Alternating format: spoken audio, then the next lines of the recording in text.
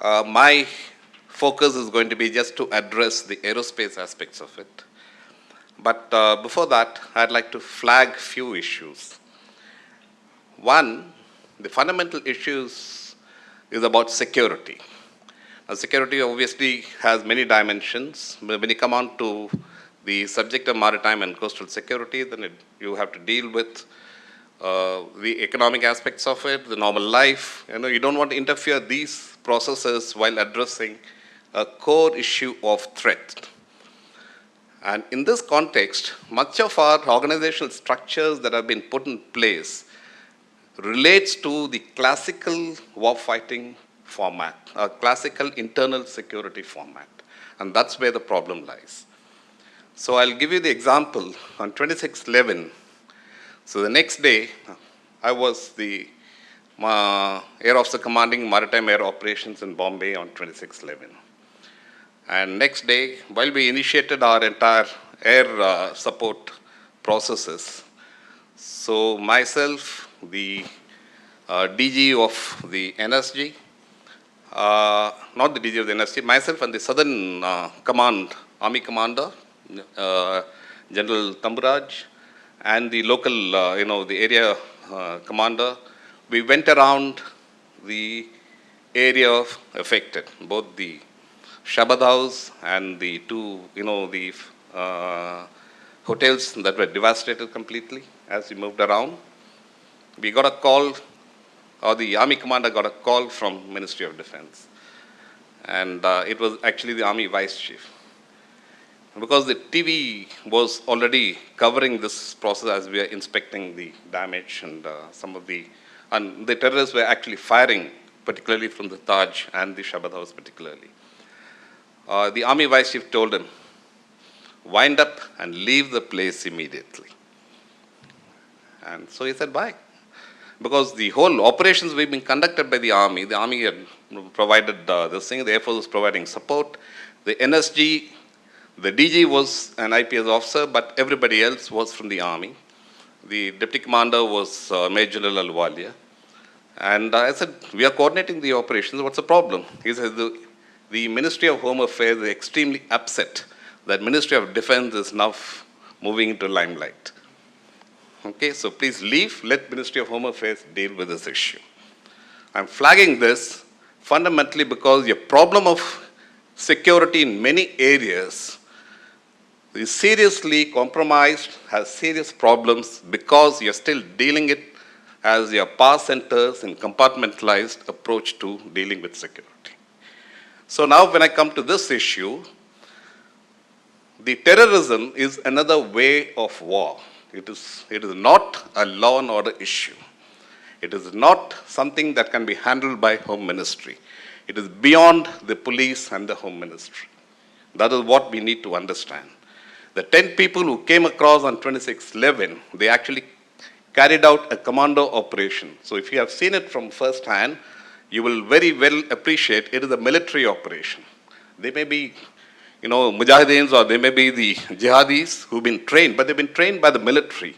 And they conducted it in an exceptional special forces format to conduct that operation. They did the recce, they collected the information, and they carried out in that style. And therefore, you have to create organizational structures to address this issue. How are we going to do that?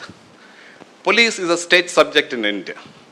And knowing the way Indian politics operates, it is impossible to get an efficient format of marine police to function in the Indian format.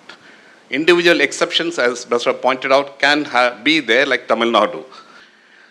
Post-1993, the government had actually sanctioned, central government had sanctioned a lot of funds to actually procure appropriate weapons for the police. And those funds were not used to buy the weapons. Those funds were utilized to buy better vehicles for police officers and police departments. Okay, and this is how, the whole thing was wasted. They were still using the old, rifles.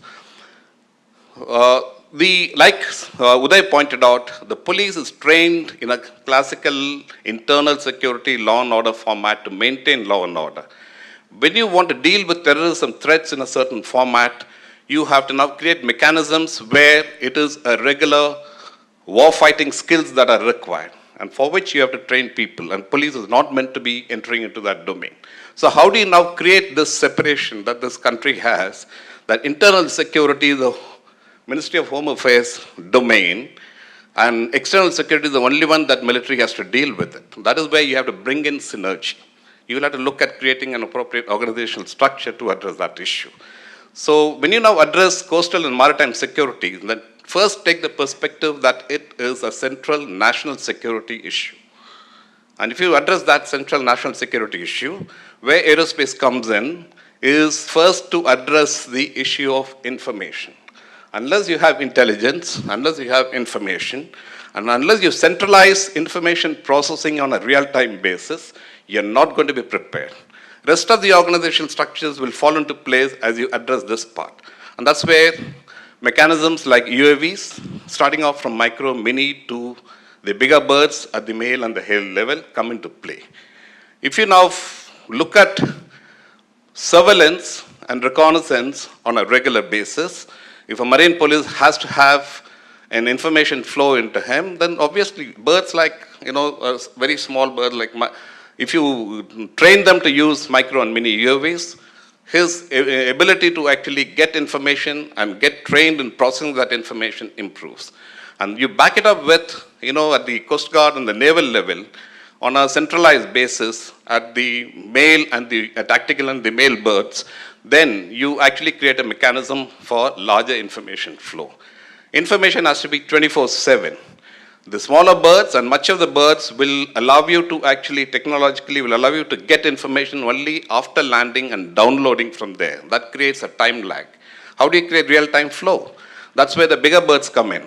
Linked into a global information grid, which means you integrate your satellite surveillance systems, you integrate your air defense mechanism. The Indian Air Force did a study and projected to the government wherein a national air defense network has already been approved. I'm saying this is approved as early as 2005, which includes integration of your civil aviation radars, aerostats into the entire peninsular region. That has to get plugged. All of these will have to plug into the information grid. And that must flow into a centralized mechanism which integrates, creates a common analysis, creates a centralized picture, and then gives a feedback to appropriate agencies. This process has to be centralized. It cannot be left to individual agencies. Unless you centralize this process, and this information flow then goes, there is no ambiguity in different organizations. And this must actually be done. And today technology is available where you can actually be able to do it on a real-time basis. Unfortunately, we don't have much of this process in place today.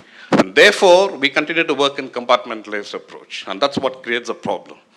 With respect to the mechanism of who is responsible for coastal security, yes, the naval commander, Western Naval Commander for the Western side has been made responsible. His head will roll, but he has no authority over exercising the flow of information or how Coast Guard deals with various issues or how Marine Police operates the whole issue. In my opinion, unless you bring states accountable for national security as far as Marine Police is concerned, and that's very difficult given the Indian politics, because Indian chief ministers have no orientation on that. That's not their priority. And if you're going to address that issue, if it is not possible to address within the Indian political system, then you have to bring in the Marine Police into a centralized format, which is not advisable, as Uday pointed out. But the integration of Navy, Coast Guard, Marine Police have to be seamless. And the information flow has to take place. And that is where technologies like UAVs, technologies like sensors, technologies of interfacing with satellite system. We have only 4 satellites. At the moment, I think only 2 are there for your surveillance satellites operational, Cartosat. You need at any one time a constellation of 8 satellites operating together to give you 24/7 surveillance coverage. And if that is not there, then again we are going to be deficient. You need to plug in Air Force's other surveillance technologies to plug into this entire process. If this needs to be done, then there is a fundamental problem, which is about how do you then create organizational structures that are professional, headed by people who know the job, are extremely fully familiar with what is required, and are not handled, as somebody pointed out, by general bureaucracy. You need specialist people to head this process. And the division between Home Ministry and Ministry of Defense will need to get addressed. You cannot work in that fashion. And that is where probably lessons from both Australia and US can be taken in.